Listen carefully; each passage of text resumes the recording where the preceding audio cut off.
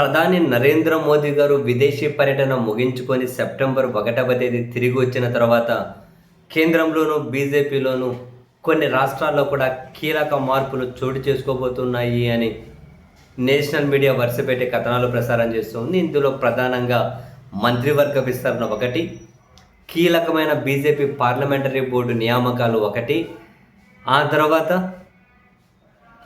దేశంలో 5 రాష్ట్రాల గవర్నర్ల నియామకం కూడా మరో కీలకమైన అంశం.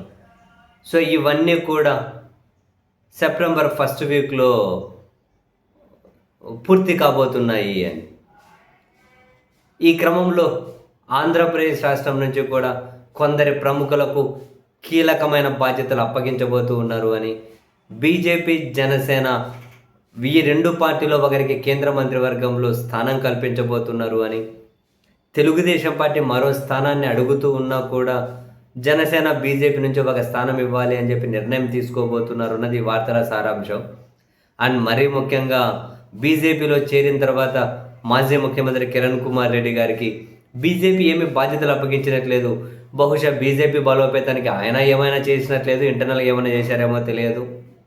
బీజేపీ ఆయన ఉపయోగించుకునే ప్రయత్నం చేయాలి, ఏమైనా బాధ్యతలు ఇవ్వాలి. ఆయన కానీ బీజేపీకి ఎక్స్టర్నల్గా ఏమో ఉపయోగపడారో తెలియదు.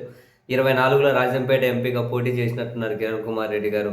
ఎన్ని నోట్లు వచ్చాయో కూడా ఏమో తెలియదు. అయితే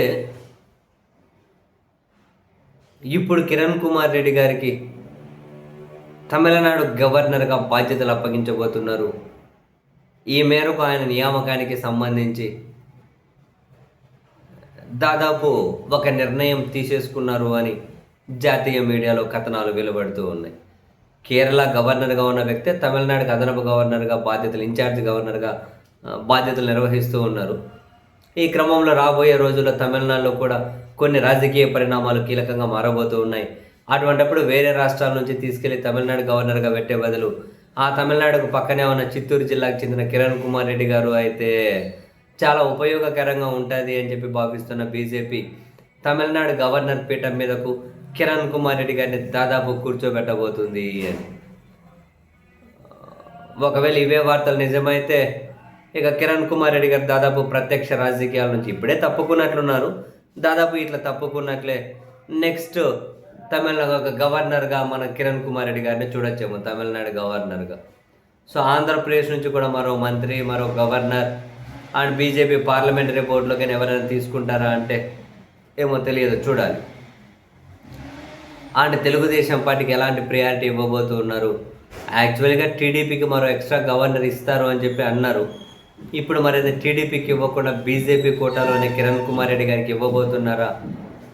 ఇంట్రెస్టింగ్ వార్తలు.